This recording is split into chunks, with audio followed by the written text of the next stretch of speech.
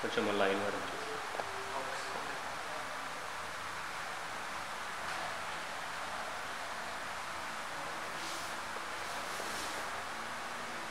జై భవాన్ తల్లి భవాన్ నీ భక్తుడైన ఈ శివాజీకి యుద్ధంలో విజయాన్ని ప్రసాదించు. జై భవాన్.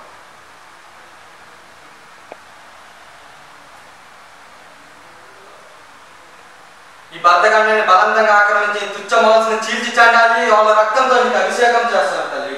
వాళ్ళ తలను నాకే నీకు అలంకారంగా వేస్తాను తల్లి. ముందు ముందు